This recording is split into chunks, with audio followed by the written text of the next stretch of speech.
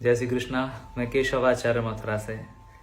शादियों का सीजन चल रहा है, खूब नाच गाने मस्ती मजाक दावतें मार रहे हैं आप सभी।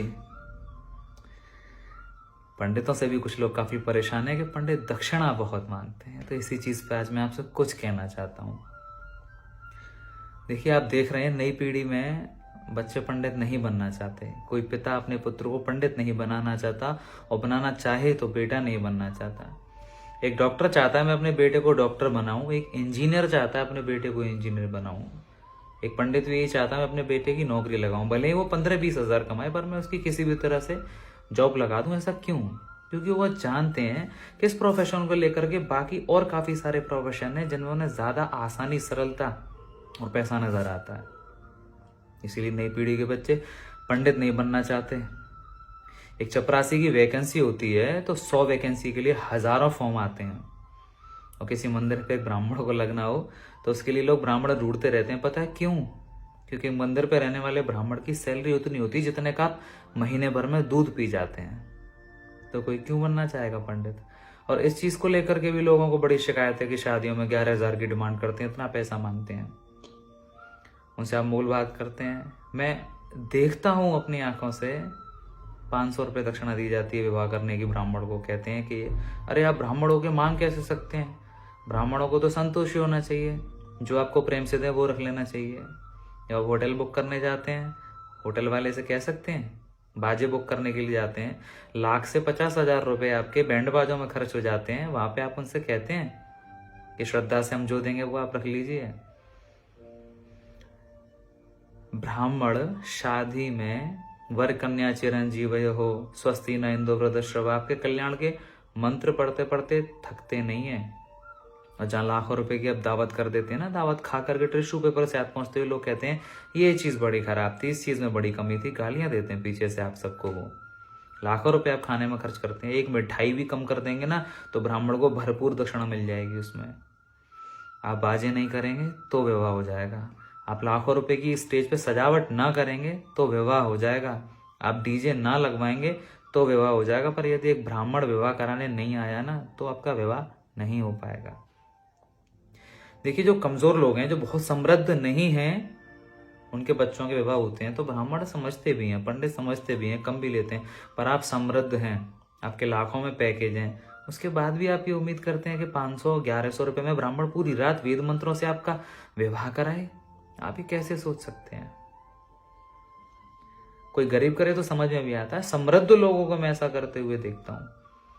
कपड़े सिलवाने में आप कॉम्प्रोमाइज नहीं करते, हजारों लाखों रुपए आप कपड़ों पर खर्च कर देंगे। क्यों? एक बार विवाह हो रहा है ना, बार बार थोड़ी ना होगा। तो ब्राह्मण आपका विवाह एक बार ही करवाने आ रहे हैं। जीवन में एक सबसे बड़ा उत्सव आपका दाम्पत्य संस्कार बहुत मायने रखता है जीवन में। और ऐसा नहीं है कि सब 11,000 ही मांगते हैं, कम में भी ब्राह्मण मिलते हैं। और आप चाहे 500 में भी मिल जाएंगे। वो हनुमान चालीसा पढ़ के आपका विवाह करा जाएंगे। फिर बाद में आप उन्हें कोसते रहिएगा, फिर आप उनकी वीडियो वायरल करते रहिएगा कि हनुमान चालीसा के द्वारा ब्राह्मण ने विवाह कराया। और ऐसी बातें कहते हैं आप लोग कि धर्म के काम के आप पैसे मांगते हो, आप तो फीस ले रहे हो, आप तो ठेकेदारों की तरह बात कर रहे हो। आप स्वयं इतना कमाते हैं, आप किसी और से ऐसा कह सकते हैं? बाजे वाले से, घोड़े वाले से, खाने वाले से, स्टेज वाले से लाखों रुपए की मिठाई के डब्बे बांट देते हैं। आप इतनी ज्वेलरी खरीदते हैं, इतनी सजावट करते हैं, इतनी लाइट लगाते हैं, 60% पैसा आपका वेस्टेज जाता है शादियों में। और ब्राह्मण के नाम पर आपको इतनी तकलीफ हो जाती है। नहीं, बंद कर देंगे ब्राह्मण आगे। ये प्रोफेशन जो है आप सब लोगों की वजह से बहुत कठिन हो चुका है। कोर्ट मैरिज कर लीजिए, वकील से जाकर के पूछिए कितनी फीस लेंगे, फिर आकर के ब्राह्मण से बात करिएगा, किसी पंडित से पूछिएगा। और वकील से जाके कहिएगा नहीं, जो हम श्रद्धा से देंगे वो रखिए आप, नहीं हम तो आपको 1100 रुपये देंगे। एक ब्राह्मण पूरे दिन इंतजार करता हुआ शाम से रात को पूरी रात आपका विवाह करा करके अगले दिन प्रातःकाल अपने घर जाता, उसमें भी आप उससे ये उम्मीद करते हैं कि ना 1100-500 दे दें। और मैं आज दिन देखता हूँ ये करते हुए लोगों को, बहुत ही शर्म आनी चाहिए आपको। आपकी मंगल कामनाएं करने के लिए आते हैं वो, आपको आशीर्वाद देने के लिए आते हैं वो। लाखों रुपए खर्च कर रहे हैं आप उस शादी में। अगर 11,000 ब्राह्मण ले भी गया तो कोई फर्क नहीं पड़ेगा उससे, आपका सम्मान बना रहेगा, आपको आशीर्वाद देता रहेगा। बाकी किसी चीज़ में आप कम नहीं कर सकते। ब्राह्मण से आपको सारी उम्मीद रहती है, पंडितों से, कि वो बिल्कुल कम कर देंगे। आप डॉक्टर के पास जाते हैं ना, तो आप देखते हैं कुछ डॉक्टर ऐसे होते हैं जो 50 रुपये फीस लेते हैं 2 मिनट देखने की, कुछ ऐसे होते हैं जो 2000 भी लेते हैं, कुछ ऐसे होते हैं जो 5 रुपये में की फीस में ही आपको चूरन भी दे देंगे, चटनी भी दे देंगे, इंजेक्शन भी लगा देंगे। पर जो ऐसा इंजेक्शन लगाएंगे ना, वो 6 महीने तक दर्द सही नहीं होगा उसको आपका। तो डॉक्टर की फीस अलग अलग होती है ना, एक ही बीमारी की अलग अलग तरह की फीस है डॉक्टर की।